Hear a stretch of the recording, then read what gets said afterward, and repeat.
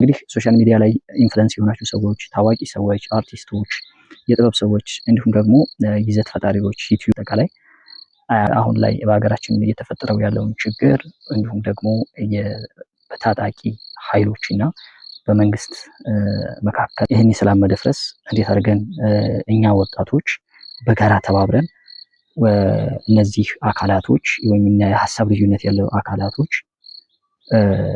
አርመድ ስትራግል ከማድረጋቸው በፊት በሰላም እኛ ወጣቶች ብናሸማግላቸውስ ወይስ ደግሞ ብናስታረቃቸውስ?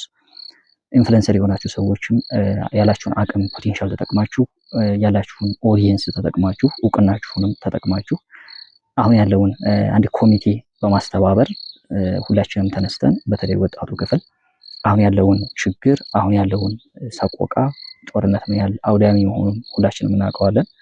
ስለዚህ ይሄ ጦርነት መልሶ እንዳይመጣ በተለይ 2013 ላይ ምን ያህል ሰዎች በዛ ጦርነት ችግር ውስጥ እንደገቡ እናቶች፣ ህፃናቶች ምን ያህል በጦርነቱ ተጎጂ እንደነበሩ በቅርብ የምናውቀው እውነታ ነው። ስለዚህ ይሄ ነገር እንዳሁን ተመልሶ መጥቶ እንዳይከሰት አሁን ካለው በጦርነት እንዲሁም ደግሞ ኮንፍሊክት እነዚህ ኃይላቶች ወይም ደግሞ የሀሳብ ልዩነት ያላቸው እንዲሁም ደግሞ ድምጽ ይሰማ ብለው የሚታገሉ አካላቶችም ይሁኑ አካላቶች ወደ ድርድር እንዲመጡ ወጣቶች በማህበራዊ ሚዲያ ላይ ከፍተኛ የሆነ ተጽዕኖ እንድንፈጥርና ሀገራችንን እንድንታደግ ጥሬን አቀርባለሁ። ዛሬ ላይ እንደምታውቁት በዚህ ዘመን ላይ ጦርነት አሸናፊ የለውም። ማንኛውም አካል ጦርነት ውስጥ ገብቶ በዚህ ዘመን ባለንበት ዘመን ላይ አሸናፊ የሚያደርግበት አውድ በጣም እየከበደ መጥቷል።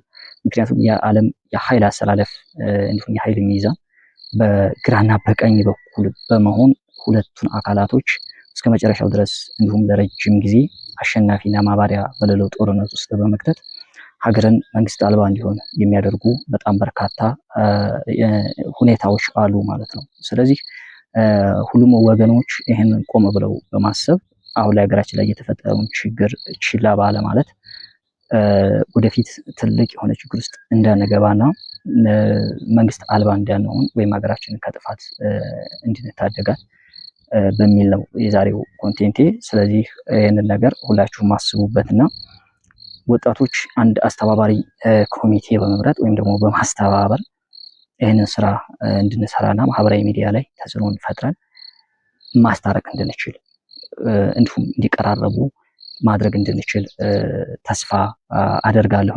ሁለቱም አሁን ላይ በግጭት ውስጥ ሊገቡ ያሰቡ አካላቶችም ስሜታቸውን በረዳ አድርገው እንዲሁም ደግሞ ወደ ሰላም የሚመጡበትን መንገድ ብናመቻችና እያንዳንዱ ጥያቄ እያንዳንዱ ችግር በሰላማዊ መንገድ በሰላማዊ ትግል እንዲፈታ ማድረግ የምንችልበትን አውድ እንድንፈጥር በወጣቶቹ በኩል አደራ እላለሁኝ። አሁን ላይ ኮንፍሊክት ሪሶሉሽን ወይም ደግሞ ሪሶሉሽን ማድረግ ኮንፍሊክት ሲፈጠር ያንን ሶልቭ ማድረግ በእኛ በወጣቶች ኃላፊነት ላይ ወርቋል ማለት ነው። ምክንያቱም ዓለም አቀፉ ማህበረሰብ እየተባለ ሁልጊዜ የኛን ችግር ራሳችን መፍታት እያቃተን ሁልጊዜም ሌላን ዓለም እየተመለከትን እያማተርን እስከ መቼ ድረስ እንኖራለን የሚለው ጥያቄ ለእኔ ሁልጊዜም ጥያቄ ነው የሚሆነው።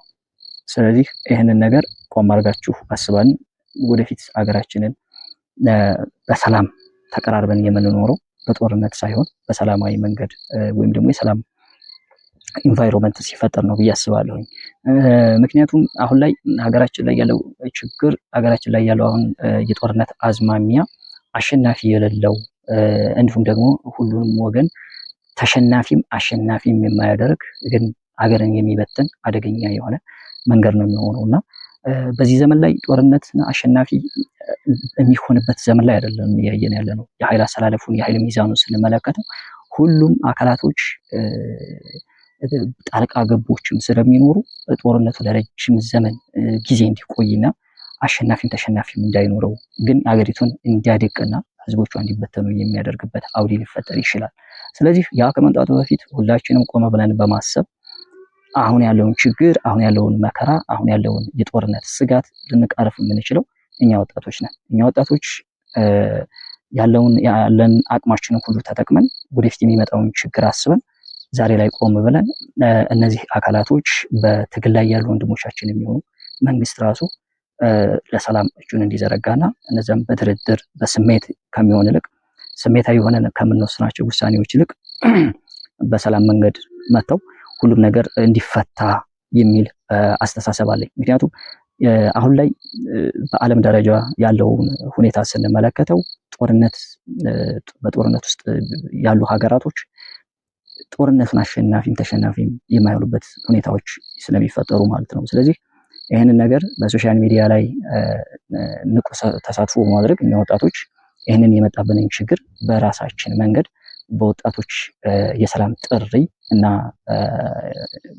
ድርድር እንዲሁም ውይይት እነዚህ አካላቶች ወደ ሰላም እንዲመጡ የማደራደሩን ኃላፊነት በእኛ ወጣቶች ላይ ተቀምጧል ማለት ነው። ስለዚህ ህልማችን መሆን ያለበት መንግስት እነዚህ በትግል ላይ ያሉትን መንግስት የሚሆን በሰላማዊ መንገድ ያላቸው ቅሬታ እንዲፈቱ ያላቸው ጥያቄ በሰላም እንዲመለስ የሚያደርግበት ሁኔታ እንዲፈጠር አደራ ለማለት ነው። እንግዲህ የተከታታይ ቪዲዮዎችን እንሰራላችኋለሁ። ከዚህ በኋላም ደግሞ እነዚህ ነገሮች እያስተባበርን አስተባባሪ የኮሚቴ መርጠን ማህበራዊ ሚዲያ ላይ ያሉ ኢንፍሉዌንሰሮች፣ ቲክታከሮች፣ ዩቲዩበሮችን እንዲሁም ሌሎች ታዋቂ ሰዎችና አርቲስቶችን በመጋበዝ እነሱን ቻሌንጅ በማድረግ ወደዚህ መድረክ መጥተው የሰላም አማራጮች የመጨረሻው አማራጭ የአሸናፊነቱ አማራጭ የሰላም አማራጭ እንዲሆን እንዲሁም ያሉብን ልዩነቶች በሰላም እንዲፈቱ የምናደርግበት ሁኔታ እንዲፈጠር ሁላችንም ኃላፊነት አለብን እላለሁኝ። የዛሬ ቪዲዮአችን ይሄን ይመስላል። ተመልሼ በሌላ ቪዲዮ እመጣለሁ።